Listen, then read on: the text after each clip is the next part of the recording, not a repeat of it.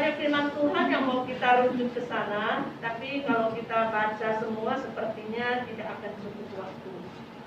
Karena saking lamanya kita tidak ada pertemuannya. Kayaknya sepertinya pengen dikasih tahu gitu, gimana rangkainya sedikit waktu dengan banyak yang mau disampaikan gitu ya.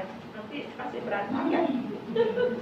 Mari kita lihat di Titus kalau gitu. Di Titus pasal 2 kita bisa baca, kalau baca semua kebanyakan kita baca dari ayat 3 sampai ayat 5. Titus pasal 2 ayat 3 sampai 5. Kalau sudah dapat kita baca bersama-sama. Lebih baik saya buka ya. Susah napas. Sudah napas? Kalau tidak terlatih benar-benar susah napas. Titus pasal 2 ayat 3 sampai ayat 5. 1, 2, 3. Demikian juga perempuan-perempuan yang tua, hendaklah mereka hidup sebagai orang-orang beribadah, jangan memfitnah, jangan menjadi hamba anggur, tetapi cakap mengajarkan hal-hal yang baik. Dan dengan demikian mendidik perempuan-perempuan muda mengasihi suami dan anak-anaknya, hidup bijaksana dan suci, rajin mengatur rumah tangganya, baik laki dan taat kepada suaminya, agar firman Allah jangan dihujat orang. Terus kita baca lagi yang biasa, tidak boleh kita lupa, Amsal 31. Di Amsal 31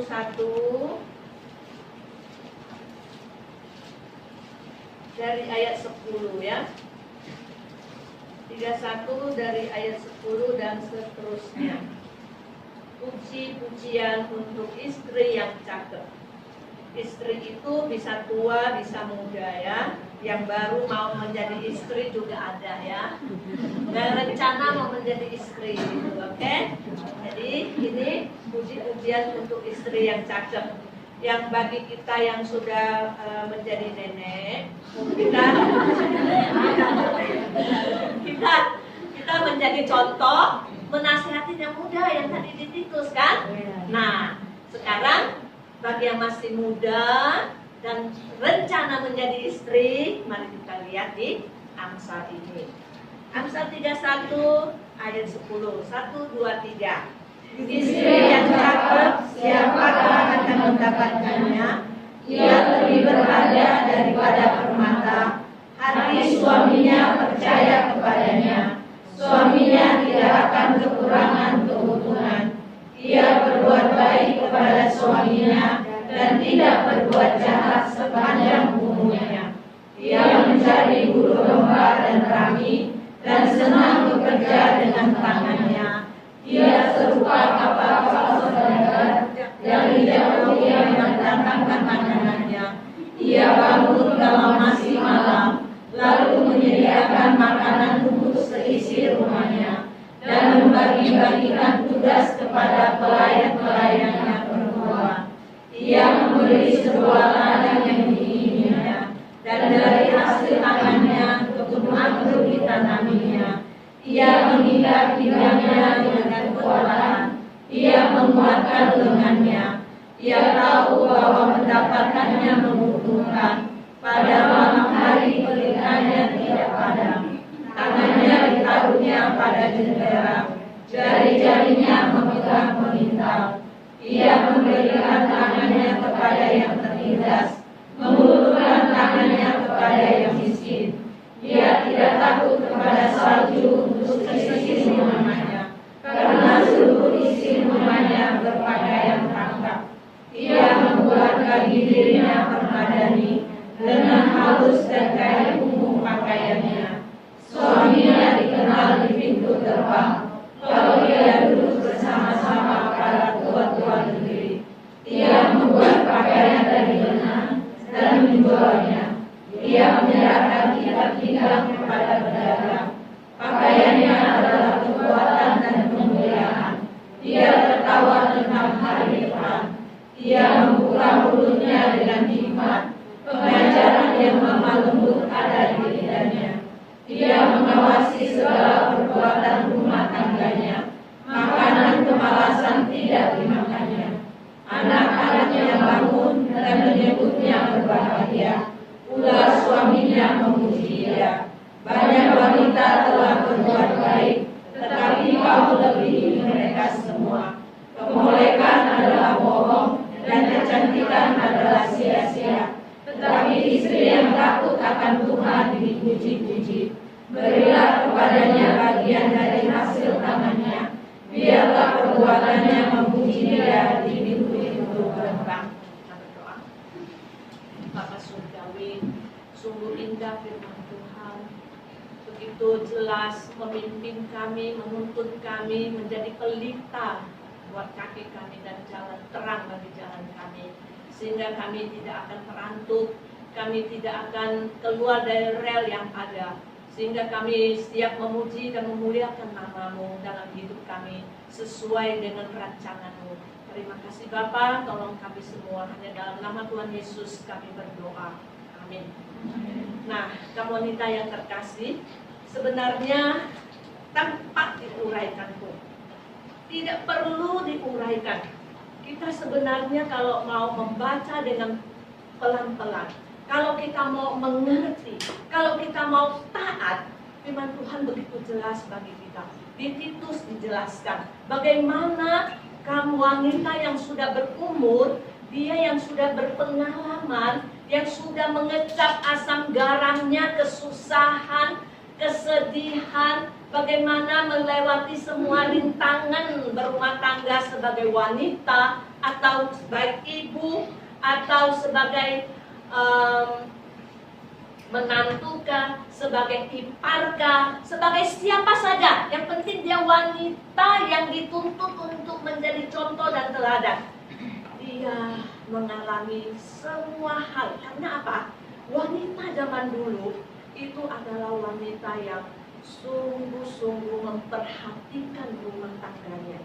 Kalau tidak memperhatikan rumah tangganya, kamu bisa bayangkan apa yang harus dia kerjakan. Zaman dulu wanita tidak ada yang kerja kantor, benar? Tidak ada gitu ya. Kalau ada wanita yang kacau, pasti dia adalah wanita yang kacau. Wanita yang baik, wanita yang mulia, wanita yang dicontoh pada zaman dulu itu adalah wanita yang ada di dalam rumah, mengurus keluarganya, mengurus rumah tangganya, bagaimana dia mempersiapkan segala sesuatu, tidak ada yang bisa dikomplain lagi. Dia tidak tidak pernah mengeluh untuk menjadi seorang wanita, kecuali dia mempunyai cacat, kecuali dia seperti kita lihat contoh Hana, gitu ya. Hana dia begitu bersedih, bagaimana dia berkeluh kesah, bagaimana dia menjadi wanita yang bersih tegang dengan madunya, gitu ya. Sehingga dia berkeluh kesah. Dia tidak berkeluh kesah di Facebook sekarang, ya. Dulu tidak ada Facebook. Kalau dia berkeluh kesah di tetangga, kalau dia berkeluh kesah di rumah saudara, rumah siapa saja, tidak diceritakan demikian. Dia berkeluh kesah di hadapan Tuhan. Tuhan mengajarkan kepada kita, kalau ingin berdoa, kita harus masuk ke dalam kamar. Di situ kita berkeluh kesah, kita serahkan beban berat kita di hadapan Tuhan. Tidak seperti zaman sekarang ini. Wanita-wanita katanya ingin bijak, mau menjadi wanita bijak dan wanita berhikmat. Bagus nggak itu slogannya? Luar biasa. Jempolnya 2, bahkan bisa lebih ya. Kalau di WA ya bisa banyak jempolnya. Tapi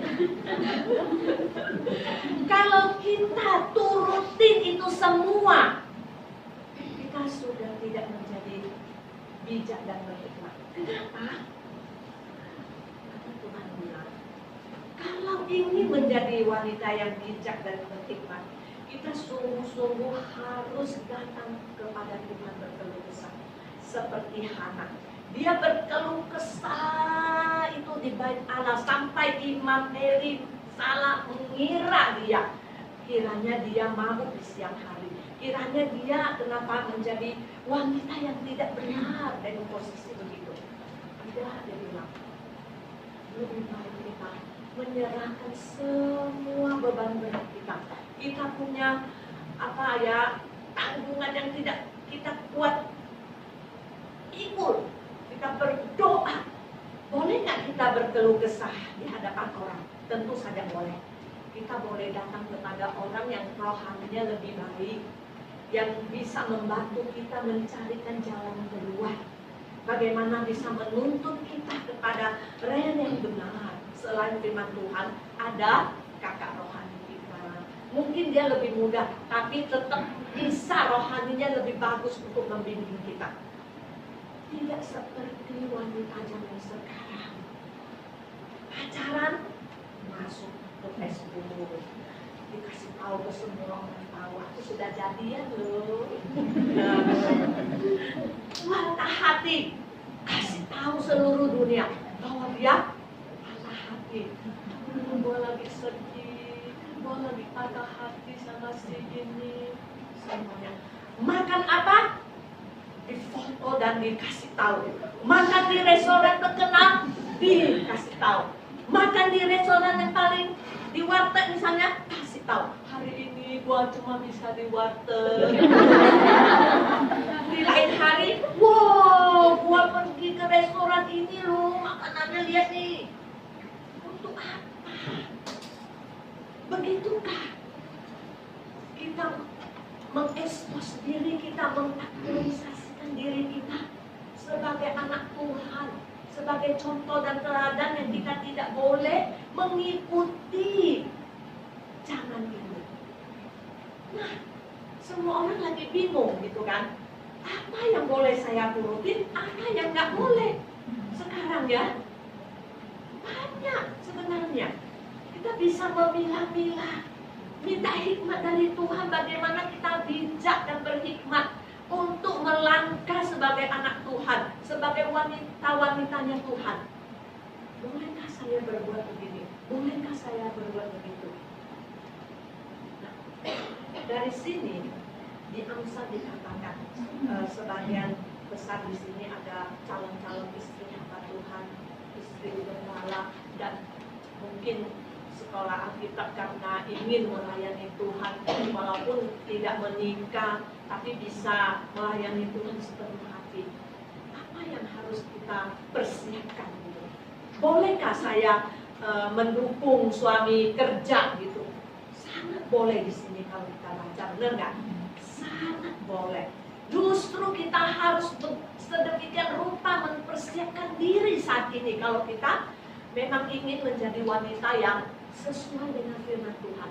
Gak boleh malas dari sekarang. Kita harus bersiap bagaimana membuat jari-jari kita lincah. Bukan pintarnya cuma dandan doang. Gambar alis jagonya minta ampun ya. Gambar mata jagonya minta ampun. Sekarang saya pengen lihat siapa ada yang tidak cabut alisnya dari yang muda-muda. Kan si muda loh. Serius. Wah, jadi kita jago sekali. Gambar, cakep sekali, cakep. Bagus nggak sebenarnya cakep? Sebenarnya bagus sih cakep. Semua orang seneng lihat orang yang cakep, bener nggak? Mana ada orang yang cibir lihat orang cakep? Cakep lu itu. Nggak cakep bilang yang jelek gitu ya. Cakepnya bagus nggak? Bagus. Sisihkan waktu untuk mempercakap diri boleh, tapi jangan berlebihan. Mempersiapkan diri untuk menjadi seorang wanita tulen, wanita tulen, wanita yang sesungguhnya, yang diinginkan akan suamimu nanti. Itu bagaimana? Itu. Engkau bisa baca firman Tuhan sebagai penuntut. Bagaimana engkau mempersiapkan diri menjadi wanita yang bijak dan berhikmat, menjalani hidup ini untuk memuliakan nama Tuhan. Semuanya jelas. Nah, kenapa saya singgung-singgung tadi awalnya itu kenapa mengekspos diri ke Facebook kemana? Karena banyak sekali istri hamba Tuhan mau menyatakan dirinya susah gitu, ekspos ke sana supaya orang lain lihat, nanti jemaatnya lihat, nanti siapa lihat, dia lagi susah nih. Dia maunya itu apa awalnya? Pikir mungkin akan dikasihani gitu ya, tapi dia tidak tahu dia mempermalukan nama Tuhan. Benar nggak? Nama Tuhannya itu dicibir orang karena ada banyak orang percaya, orang tidak percaya, ada banyak jenis orang imannya yang tinggi, yang lemah, yang apa banyak bisa jatuh, bisa mencibir. Hah? Katanya melayani Tuhan, disayang Tuhan, kenapa tidak diberkati? Kenapa tidak dikasih berlimpah-limpah? Tidak disertai Tuhan, itu tandanya. Macam-macam. Mestinya kita bergumul di hadapan. Dan kalau kita merasa diri kita, iman kita bagus, kita sangat berhikmat, kita sangat bijak, bukan kita yang harus bilang, lihat nih contoh saya, lagi bijak-bijaknya nih, lagi hikmat-hikmatnya nih, lagi imannya tinggi-tingginya nih. No, bukan kita diri sendiri yang memuji diri. Itu memuji diri sendiri itu tidak bagus. Itu Tuhan tidak suka. Masih ingat Raja Hizkia? Ini banyak guru sekolah minggu kan? Pernah ingat Raja Hizkia kenapa dia? Pada saat dia meminta, pada saat sakit, dia berdoa, minta Tuhan tambahkan umurnya, dikabulkan nggak? Dikabulkan. Selama 15 tahun. Saking senangnya waktu dia dapat kunjungan. Langsung dia kayaknya apa ya? Kegembiraan yang berlebihan, meluap-luap. Bagaimana Tuhan sayang dia, bagaimana Tuhan ada beserta dia, macam-macam lah itu. Sampai dia memperlihatkan, menyombongkan diri kepada orang yang tidak tepat. Sehingga Tuhan mengirim Nabi Yesaya untuk datang menegur. Tanya siapa yang datang, dia ceritakan. Apa saja yang telah kau ceritakan pada dia, semuanya. Apa itu? Dia bawa dia lihat ini, betapa banyaknya, betapa megahnya, betapa ada ini, ada itu, semua tidak terlepas. Silakan, Nabi Yesaya bilang, apa yang kau perlihatkan, apa yang sudah kau sok-sokkan kepada orang ini, nanti akan diambil. Tidak boleh sholat, nggak boleh sebenarnya itu. Apa ya? Bahasa Indonesia mau bilang apa ya? Kalau hak saya tahu, mau haulian nak? Mau nggak boleh haulian itu apa? Bahasa Indonesia ya? Boleh pamer, benar. Ini sekarang orang zamannya pamer, benar nggak? Serius loh. Kamu pamer, semuanya itu akan hilang. Apa yang kamu pamerkan akan lenyap. Shock kan? Harusnya kita belajar dari firman Tuhan, dari apa yang kita baca, dari apa yang pernah dialami orang. Jangan sampai kita yang ngalamin. Sudah pernah ada, kita jadikan itu pelajaran buat kita. Makanya saya bilang, jangan sekali-sekali memberitakan firman Tuhan di Facebook. Bagus nggak? Bagus. Hanya itu satu-satunya bagus. nggak boleh sombongkan diri, nggak boleh haurian, nggak boleh pamer.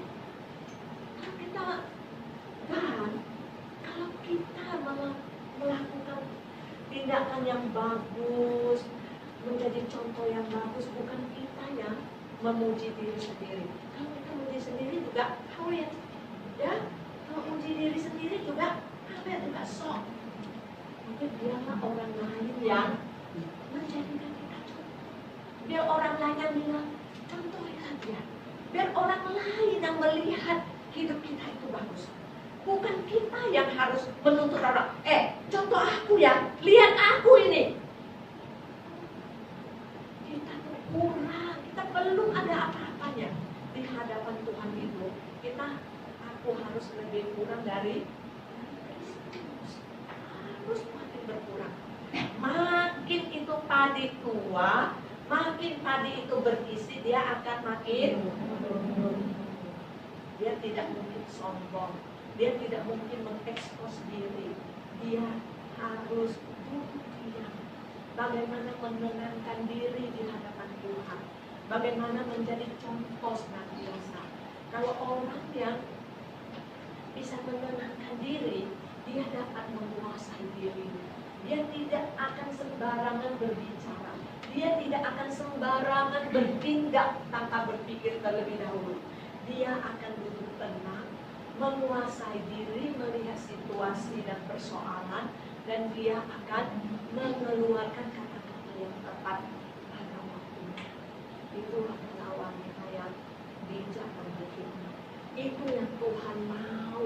Bagaimana kita menjadi wanita yang tidak hanya mencari perkara-perkara yang tidak ada gunanya, hanya jago berias diri, jago menjadi model. Bagaimana ingin pamer, tapi menjadi wanita yang disukai Tuhan, dipuji suaminya, dipuji anaknya, dipuji oleh semua orang yang melihat dia. Bagaimana dia patut dicontoh, bagaimana dia mempersiapkan diri dari muda baru bisa. Kalau tiba-tiba mempersiapkan diri akan berat, banyak yang tidak akan tercapai dan akan stres, akan kecewa. Tapi kalau kita yang masih muda di sini mempersiapkan diri dengan baik, setelah kita menjadi ketua, kita akan menjadi penasehat yang bijak, penasehat yang berhikmat. Bagaimana kita bisa melihat perkara-perkara yang harus kita nasihatkan kepada orang yang datang meminta nasihat kepada kita. Dan ingat, sekali lagi, jangan pamer, jangan segala sesuatu kau tulis di Facebook. Itu akan menunjukkan siapa kamu, itu akan memperlihatkan siapa kamu. Kita jangan mau dipakai iblis untuk merusak nama Tuhan, mempermalu nama Tuhan. Tapi biarlah kita duduk tenang, berdoa, menguasai diri, sehingga menjadi wanita yang bijak dan berhikmat. Maukah kita semuanya bertekad menjadi wanita-wanita yang memuliakan Tuhan? Tolong dari perkara-perkara yang kecil yang sedang kita jalani, yang sedang kita hadapi mulai sekarang, marilah kita menenangkan diri, berbanyak berdoa, sehingga kita dapat menguasai diri kita bagaimana menjadi wanita yang bijak dan berhikmat. Mari kita berdoa.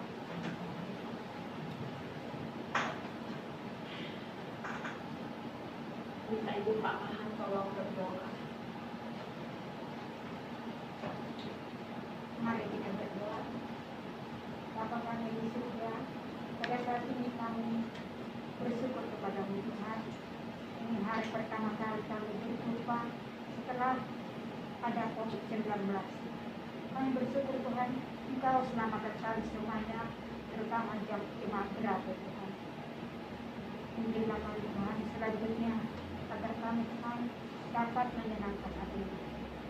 Hari ini kami telah mendengarkan khotbah dari Ibu Gembala kami. Biarlah Tuhan kami melakukannya dalam kehidupan kami. Biar kami jangan pamer dalam hidup kami.